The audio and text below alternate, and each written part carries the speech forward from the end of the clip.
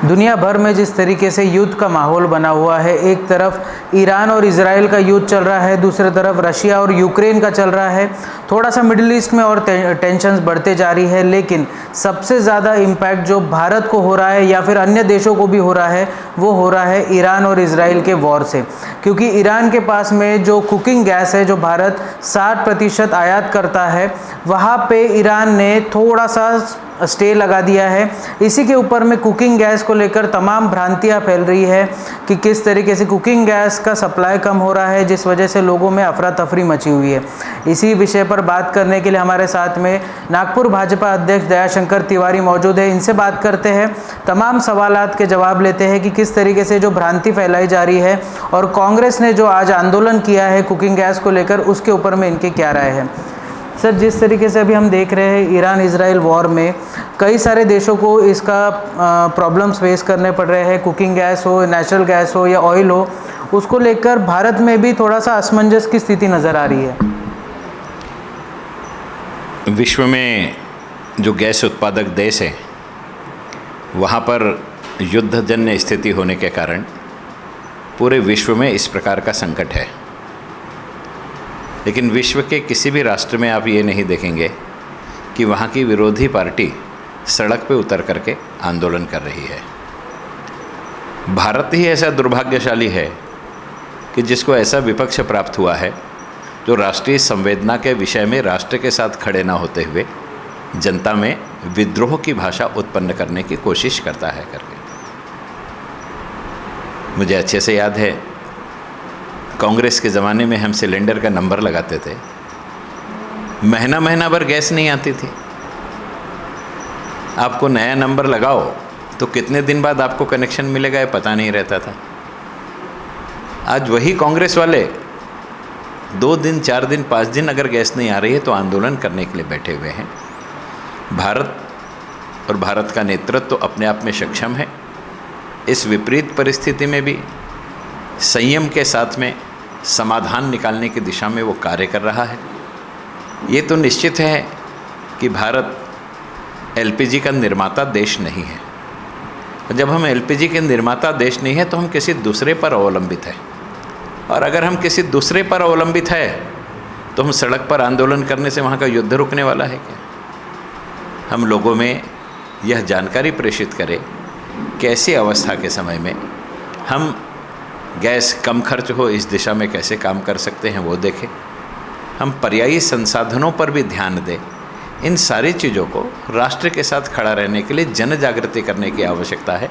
कहीं भी राष्ट्र के नागरिकों में विद्रोह की स्थिति पैदा करने की आवश्यकता नहीं है। इस प्रकार से कृत्य कांग्रेस की पार्टी कर रही है, मैं उसका निषेध करता हूँ।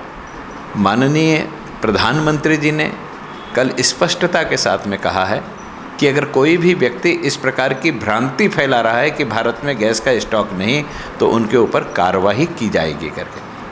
अब देखिए, अति आवश्यक वस्तु कानून के अंतर्गत हमने गैस को पहले से भी रखा था, अभी भी उस अनुरूप हम लोग प्रत्येक जिला कलेक्टर को माननीय भारत सरकार के माध्यम से आदेशित किया गया है कि उस पुरवठे पर वो व्यक्तिगत ध्यान दे। हमारे कलेक्टर के नेतृत्व में नागपुर में गैस पुरवठा सुदृढ़ हो सके, इस दृष्टि से शासन प्रयासरत है। और किसी न किसी प्रकार से थोड़ी बहुत टंचाई युद्धजन्य स्थिति होने के कारण इसलिए होगी कि हम गैस उत्पादक नहीं है करके, लेकिन फिर भी हम इसका सही तरीके से विश्व स्तर पे जो कूटनीतिक समझौते होते हैं उनके आधार पर माननीय प्रधानमंत्री जी राह निकालने के लिए सक्षम है, वो राह निकालेंगे और हिंदुस्तानियों को उसकी तकलीफ़ नहीं होगी। इस बात की पूर्ण रूप से जिम्मेदारी माननीय प्रधानमंत्री जी लेंगे, ऐसा मुझे विश्वास है। तो जिस तरीके से हम देख रहे हैं कि हमारे पूर्व लोकप्रिय प्रधानमंत्री थे लाल बहादुर शास्त्री जी, जब ऐसे ही देश के ऊपर में संकट आया था तो उन्होंने जय जवान जय किसान का नारा दिया था और एक समय लोगों को भोजन छोड़ने पर प्रेरित किया था, जिसको शास्त्री उपवास भी कहा जाता है। उस समय की कांग्रेस और आज की कांग्रेस में इतना अंतर क्यों नज़र आ रहा है कि जहाँ पर कांग्रेस देश के साथ खड़ी रहा करती थी और आज की कांग्रेस जो है वो देश के विपरीत ही हर चीज़ करने में लगी हुई है। जिस समय हमारे देश के लाडले तत्कालीन प्रधानमंत्री लाल बहादुर शास्त्री देश के प्रधानमंत्री थे, उस समय विरोधी पक्ष कांग्रेस नहीं थी, लेकिन जो भी विरोधी पक्ष था वो सरकार के उस निर्णय में सरकार के साथ खड़ा रहा। संकट के समय में देश के साथ खड़ा रहना यह निर्वाचित सभी सांसदों का कर्तव्य है, वो पक्ष के हो चाहे विपक्ष के हो। लेकिन कांग्रेस उस भूमिका को नहीं समझ सकती, इसलिए उस पीढ़ी की कांग्रेस, आज की पीढ़ी की कांग्रेस, उस पीढ़ी की जो कांग्रेस थी वो भारतीय स्वतंत्रता आंदोलन में काम करने वाला ये नेतृत्व उस समय सत्ता में बैठे हुए थे, और अभी जो है ये केवल सत्ता का सुख का आनंद लेने वाले लोग सत्ता में बैठे हुए हैं। इसलिए कठिनाई क्या होती है, देश क्या होता है, समस्या क्या होती है, संजीदगी क्या होती है, राष्ट्र स्वाभिमान क्या होता है, ये उन्होंने ठीक तरीके से पढ़ा नहीं। उनको ये सब पढ़ने की आवश्यकता है, तभी वो लाल बहादुर शास्त्री जैसी श्रेणी में आ पाएंगे। सर, एक आखिरी सवाल पूछना चाहेंगे। जिस तरीके से आपकी अध्यक्षता में नागपुर में बीजेपी ने प्रचंड जीत दर्ज की, उसके बाद में कांग्रेस कहीं ना कहीं थोड़ी सी बैकफुट पे नज़र आ रही थी, लेकिन अभी का जो मुद्दा है उसको लेकर कांग्रेस नागपुर में ही नहीं बल्कि तमाम राज्यों में ऐसे ही प्रदर्शन कर रही है। तो क्या कांग्रेस को भी थोड़ा सा देश के साथ खड़ा होना चाहिए? देश के जो अभी अर्थव्यवस्था बहुत अच्छी चल रही है, लेकिन जो एक संकट आया है इस युद्ध की वजह से, उसको लेकर कांग्रेस को थोड़ा सा संजीदगी दिखानी चाहिए। जब जब युद्ध होता था, अटल बिहारी वाजपेयी देश की सीमा पे जाकर के सैनिकों का मनोबल बढ़ाते थे। जब 71 की लड़ाई हुई तो अटल जी ने संसद में इंदिरा जी को रणचंडी शब्द से संबोधित किया। ये भारतीय जनता पार्टी की राष्ट्र के प्रति समर्पण के भाव की एक परिपाटी है। 62 के युद्ध में जिस राष्ट्रीय स्वयंसेवक संघ को सब गाली देते हैं कांग्रेस वाले, आप कल्पना कीजिए कि 1963 के गणतंत्र दिवस परेड में पंडित जवाहरलाल नेहरू ने आरएसएस को एक स्क्वाड्रन बना करके परेड के लिए बुलाया, कारण युद्ध की परिस्थिति ने संघ ने जाकर के उनका साथ दिया था, भारत की सेना का, भारत सरकार का, सारी चीज़ों में। इसलिए संकट के समय में सब आपसी मतभेद भुला करके राष्ट्रहित में सबने बात करना चाहिए। लेकिन यह जो कांग्रेस का वर्तमान नेतृत्व है, ये स्वयं कोई निर्णय नहीं लेता। विदेश में बैठे हुए उनके आका निर्णय लेते हैं। विदेश में बैठे हुए वे लोग जो भारत को अस्थिर देखना चाहते हैं, वो किसी न किसी प्रकार से भारत में विद्रोह की स्थिति पैदा हो जाए, इसकी चेष्टा करते हैं।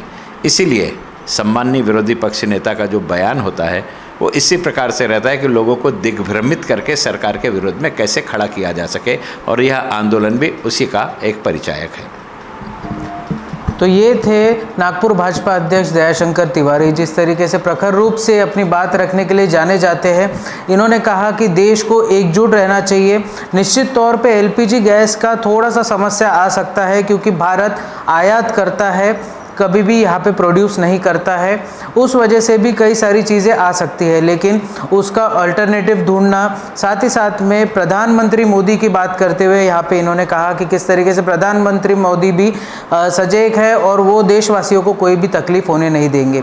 निश्चित तौर पे इस कठिन समय की घड़ी में देशवासियों को एकजुट रहना ज़रूरी है, और हमारी विपक्षी पार्टियों को भी ये समझना ज़रूरी है कि देश इस वक्त थोड़ा सा बाहर के लोगों से परेशान है, इस वजह से अंदरूनी कलह ना हो।